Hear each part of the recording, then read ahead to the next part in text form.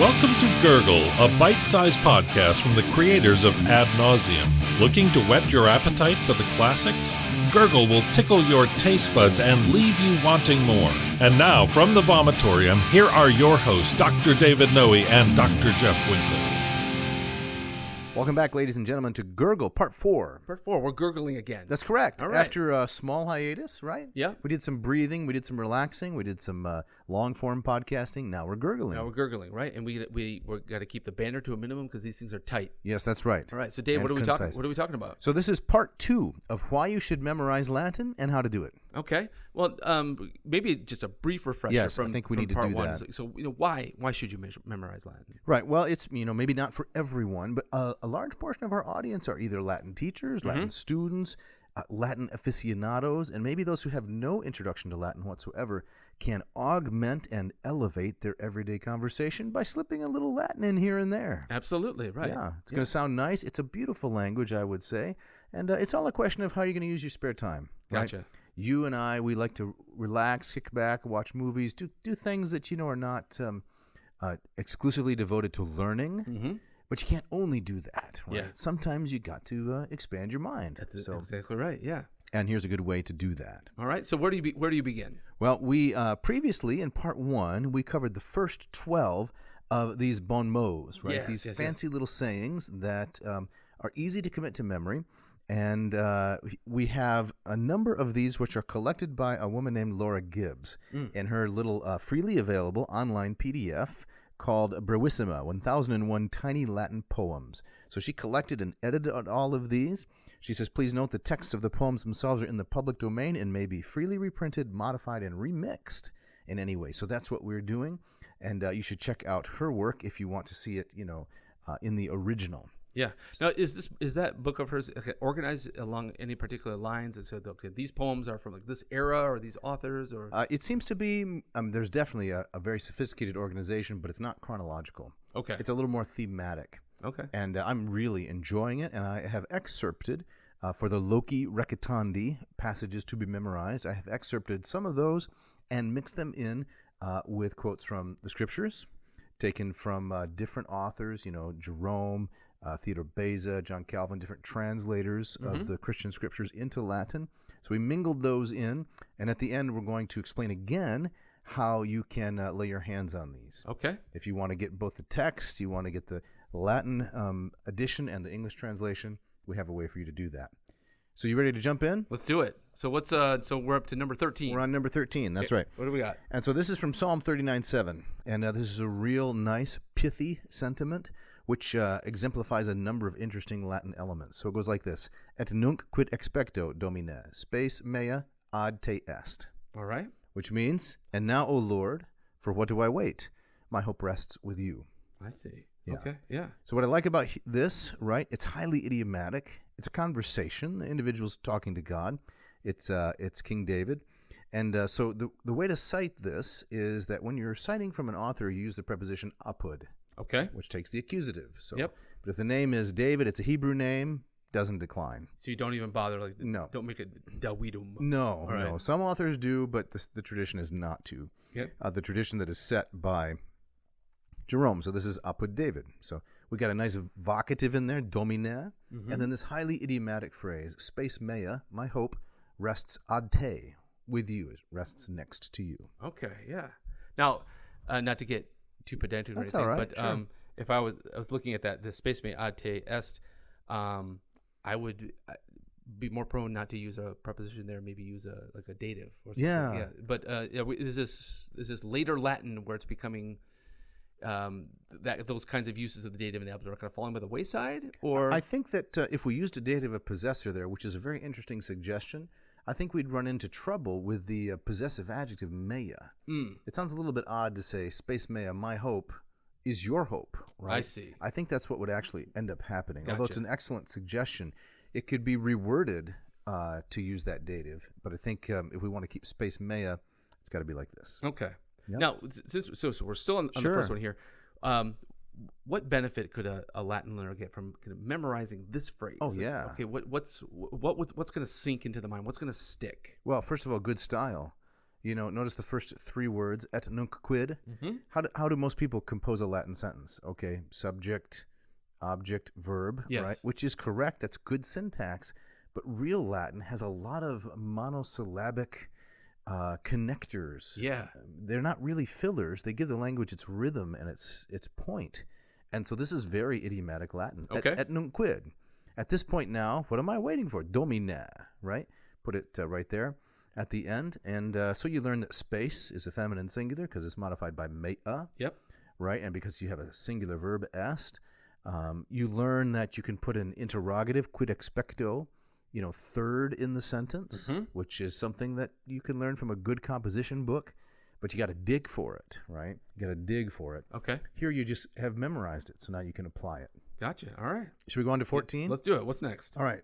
So this is from Appendini, Urbano Appendini, right? An Italian author who wrote these little distiches, these two-liners.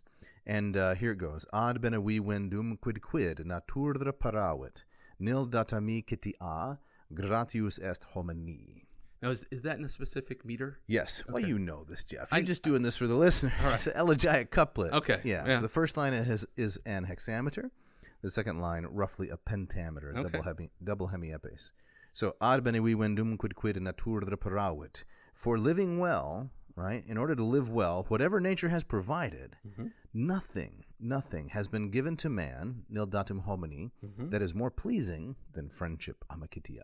Ah, yes. Isn't that a nice sentiment? It's a very nice sentiment. It's an excellent sentiment. So, friendship is a gift of nature, and you need it to live well. Yes. So in terms of the fine style, we got ad bene vi vendum. We got a gerund right there in the front showing purpose. Yes. We have amicitia. We got a comparative noun, a feminine singular ablative comparative in the second line, and we have a gratius. We got the comparative adverb gratius. Mm-hmm. Now I'm noticing that second line. So nil datum amicitia gratius est homini. Right. So it's nil datum in the English. Nil datami, right? Right. But then you jump to the hominy, right? That's right. Given to a person. Yes. And then you have the amicitia that's kind of embedded in the line. In the very center. That's right. Kind of Yes, exactly. Embraced by the by the clause. Yeah. Right. Very, very astute observation. And hominy, right? It's typical in a couplet. You wait till the last foot of the couplet, the last spot in the line, for the big reveal, right? This is how Martial and Catullus read all their witty couplets. And so hominy, right, is put at the very end because that resolves the meaning of the two lines completely. Excellent. Right. Urbino Appendini. Appendini. I love that name. Isn't that great? Yeah, that's so great. this is apud appendinum, right? It comes from Appendini. Yes. Shall we move on? 15. All right. So this is another couplet, and comes from Verdrinus. So it's apud Verdrinum. It's from his work De Mordibus Puerorum Distica. So distiches, two-liners, on a good character for children. Okay. De Mordibus Puerorum. And it goes like this. Divitiae non sunt argenti pondus et aurdri. Virtutes verdas, accipedi vitias. All right. So riches are not the weight of silver and gold. Yes. Understand, akipe, that virtue is true wealth. I notice all the V's Yes. at the end. So it gives it kind of a nice, virtutis veras de vitias. That's right. Gives it kind of a nice rhythm. Definitely a real alliteration. Yeah. Mm-hmm. And it's, it's a preachy kind of sentiment, but I think it's true. It is true. I think it's true.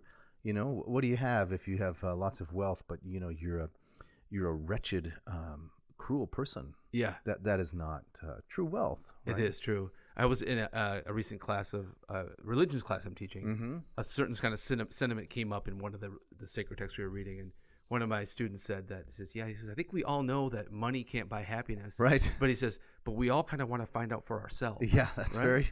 very wise. Right. Sharp young man or woman there Yes. who came up with that. Yeah.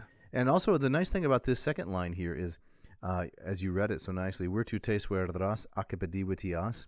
The adjective here, veras, since it's feminine plural accusative, could go with either virtutes or with divitias. Oh, yeah. So, accipe, take, understand. It's an imperative. Understand that wealth is true virtue, or understand that Virtue is true wealth. is true wealth, is genuine wealth. That's very nice. So placed right between them, that's a figure of speech, apakoinu, right? In between two things could go with either one. Mm-hmm. Yep. Right, and that's something that Latin can do that English can't. No, right? it can't. So if that adjective true would be very obviously going with one or the other. That's right, usually before it, right? Yeah. Both Latin and Greek can do that. Latin borrowed it from Greek. Yes. All right, what's next? Next is from a guy named Gattis, Giuseppe Gatti. Gatti. 1703, from his Sales Poetici Proverbialis et Jocosi. Sales is like witty or salty. So witty poeticisms, proverbial sayings, and jokes, Jocosi, one-liners. All right. So it goes like this. Viva pie semper frustra peccata taguntur, nullus in his terris, est sine testa locus. All right, so that same rhythm we've had in the previous two. That's right, Okay. the couplet, yep. All right. So this means always live with piety or righteousness. Always live legit, genuine, right? Mm-hmm. It's no good trying to cover up your faults, or your peccata, your sins are covered in vain, frustra. There is no place in the world free of a witness. Ah, yes. So someone's always going to see you doing it, no matter what it is. Right. You think, okay, no one's around, right? I could do this or that. No, there's your sins are going to find you out. Yeah. Someone's going to see it. Right. And again, very true. Very true. Very true. Yep. And that second line, you have nullus and locis, again, embracing the line. Yeah. Yeah. Can you say a little bit more about that? Because, I mean, we're looking at this, but if you're not able to see the line, it might not be quite as clear. Right. Well, I mean, just the sentiment that there's no place on the earth without a witness. Right. The no place is almost like it's like it has it in its hands. Right. Because nullus is the first word in the line. Right. Which is modifying locus, the last word in the line. Mm-hmm. Yeah. Brilliant. Yeah. So I love it how just even visually a line can enforce, underline, and kind of extend the meaning of what's being said. And that's part of the beauty of Latin. You know, every language has its charms. If you press me real hard, I can say some good things about English because it has some, right? Yeah. But Latin has different charms. Yes. And I think they're really quite delightful. Right. No, so a quick side note. Sure. So these Sales Poetici, who would be reading these? Do we know anything about the audience? Mostly men and some women, who could read Latin. So, but if you're writing in 1703 in Italy and you're writing these Sales Poetici, you're going to have an international audience. If you want to have an international audience, you can use the lingua franca, and so anybody can read them, right? In England, in France, in Germany, in the New World, right? Right. But if you're writing in Italian, you have really restricted the scope of your readership. Right. Which makes it interesting that really starts to change like within a century. If you think about guys like Mozart, right, and other opera writers, you did not write operas in Latin; you wrote them in Italian. So no, you do start to see that's that a shift. very genre-specific language. Yes, right, or but maybe language-specific genre. But I do think you start to see a shift towards languages like French and like Italian in the arts. Absolutely, and maybe that is kind of is hand in hand with kind of Latin perhaps starting to decline as a lingua franca. Right. So you wanted to go there, huh? Well, I mean, bring a sad note in the decline of Latin. Right, we're not done here though. No. Okay. We got more. We got another one from David here. Yeah, from King David, Psalm 25:3, not in poetry, and this is almost a tongue twister to be frank. But Calvin is the translator of this one, and it reflects the original Hebrew. So etiam omnes qui te expectant, non pudefiant qui perfide agunt sine causa. Yeah, it doesn't roll off the tongue like the previous. No, it does not. Poems. This is probably the most difficult one I've included in the 20 Loci Recitandi. Okay. Kind of as a challenge, and also because the sentiment is really nice. All those who wait upon you will not be put to shame. Non pudefiant. So this is the verb fio fieri. Latin students know this as a common irregular verb with the compound of pudor, right, meaning shame. So those who wait on you will not be put to shame. Pudefiant. Now we have a subjunctive. Same verb right next to the previous one, but now in a different mood. Ent versus aunt. Right. Yes. Isn't it amazing? Latin, you can change the entire meaning of a verb by altering one letter. Right. That's part of Latin's charm. English, very different. Right. So let them be put to shame who behave shamefully, perfide, for no reason, sine causa. Yes. Okay. Yeah. Mm-hmm. Apud David, Psalm 25:3. Excellent. We got to move along, don't you think? We do. Okay, I have a couple of questions, but maybe I can. Okay, go ahead. Go ahead. I'm curious. I think the audience would like to know like for you personally, Right. What have the benefits for memorizing Latin? What have they done for you in terms of like learning the language or just other benefits? Okay, so this is the most surprising benefit. It is much easier for me to memorize things in Latin than in English. Really? Yes. How I don't know, but I think it's the unfamiliarity of it and the highly structured syntax. If you're reading a sentence of English, it can be, how do I say this? Although the words have to follow a specific order, there's nothing really predictable about how to build a sentence. Mm-hmm. But with Latin, I kind of know there has to be a nominative coming. There's got to be a genitive. There's got to be a dative. This preposition's going to expect an adjective of a certain case. And so over many years of study, Latin is really sticky in my memory. Yeah. In a way that English is not. Yeah. And I think it's partly the unfamiliarity of it. Right. And it's partly just the structure that I was talking about. Now, let me ask you this. So I've noticed something that I struggled with when I make my kind of lazy attempts to learn some Italian or modern Greek and such. And anytime you're learning language, the memorization has to be a part of it. Of course. So when you memorize Latin and when you bring these quotes, right. From your mind to your lips, are you reading them in your head? Yes, you are. You you see the text in your head. Okay. Yeah, it's very visual. Okay. In fact, that's how I speak Latin. To the extent that I do. Mm-hmm. I mean, I've worked hard on this. I'm not great at it. There are others who are much better. But as I mentioned to one of the really good ones, our former guest Patrick Owens. Yes. Right. I don't feel like I'm really speaking Latin. I'm composing it rapidly in my head. Okay. And then reading it. Yeah. And he says, well, that's what we all do until you reach a certain stage. Right. And I'm not quite there. Depending on the complexity of the idea, I can do it. But for the most part, I'm just rapidly composing and then reading what's in my mind. I would think that only kind of a prolonged immersive experience would kind of get you over that hurdle. That's right. And that's what I hope to do someday. Yeah. Is have 5 weeks, 6 weeks. Yeah. Remember reading about Schliemann and how he would acquire a language?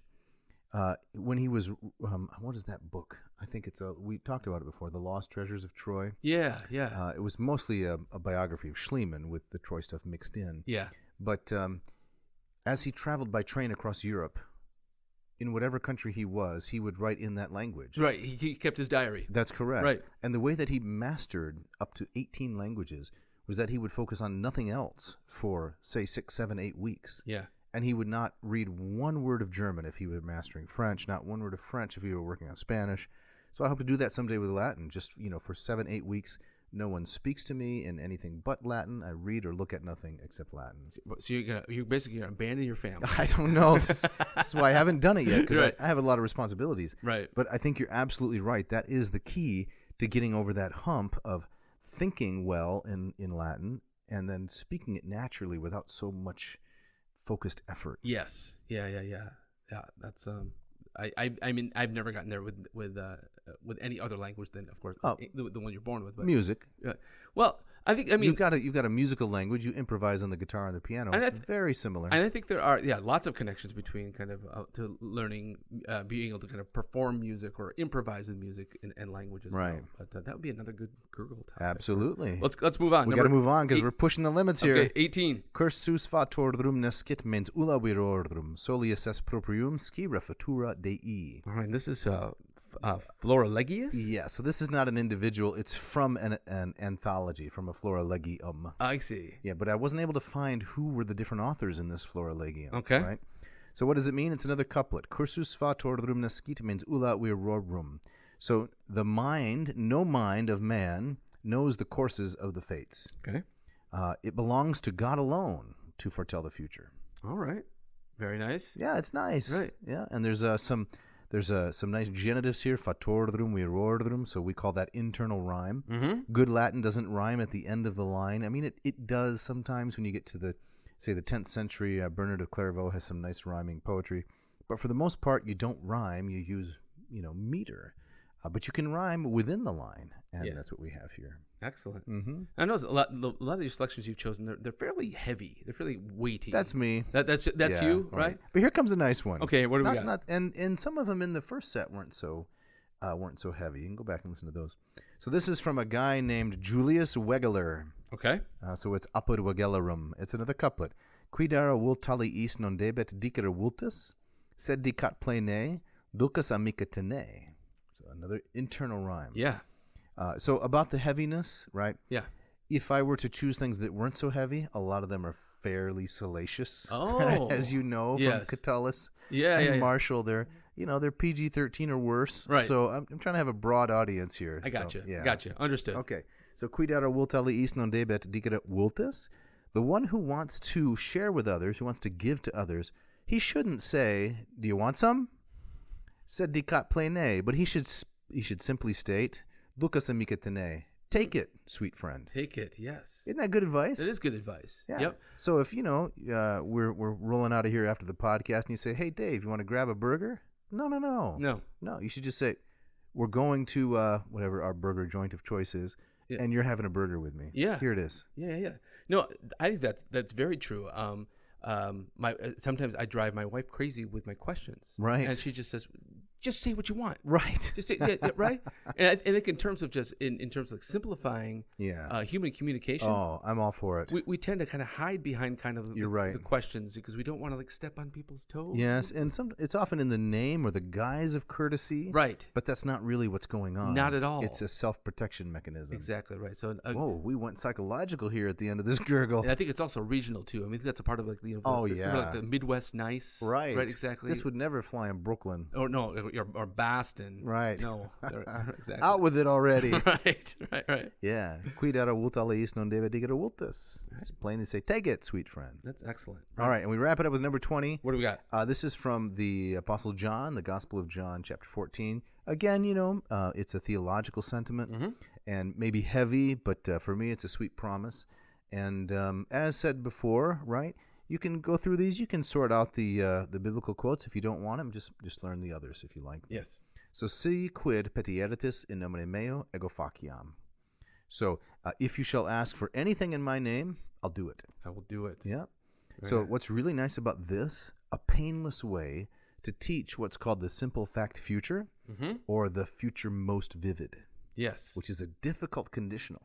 But we got in the C clause, the protasis, petieritis, which is a future perfect. If you shall have asked, Yeah. you don't take it that way in English, but if you ask. And then in the apodosis, the then clause, faciam, I'll do it. I will do it. Very straightforward, simple stuff. You also have the one of my favorite little rhymes. To Yeah. remember is, after si nisi numine, all your ollies drop away. That's correct, It's because a- it's the quid there. Quid is an ollie quid. Right. Anything. And that's why we translated it, anything. Yes. Yep. So what if students listen? Did I say students? Oops. What if listeners want to become students of this and learn some of these? What should they do? We got 3 options here, right? Yep. So the first option, they can listen to this episode over and over. They can take their notes, and you can edit it down to if you have your own mishka. Find your own mishka to do it, and then it's free, right? Yep. Okay. Or The second one is you can become a Patreon supporter at patreon.com/Latin per diem and get all of these high-quality audio recording with translation, even at the lowest level of support, which is how much? It's $1.99. Wow. That's the Lucan per level. month. Yes. The Lucan level. Yeah. I was dissing on Lucan. So, and the third way. The third way, you can sign up for your LLPSI class. Now, Right. this is more hardcore, right? Oh, yeah. I mean, if you're really serious about it, this is where you want to go. Yeah. Well, I hope that the audience found this entertaining. But Yeah. if they really want to, acquire it, go hardcore. All right. So that's a gurgle. We got to thank a few people real fast. Yep. Mishka. Yes. Sound engineer. Our engineer. Ken for the great music that Yep. that opens and closes. We got to mention our sponsors, Hackett Publishing. Check them out, HACKETT publishing.com. And also Ratio Coffee at ratiocoffee.com. That's a gurgle. Thanks for listening.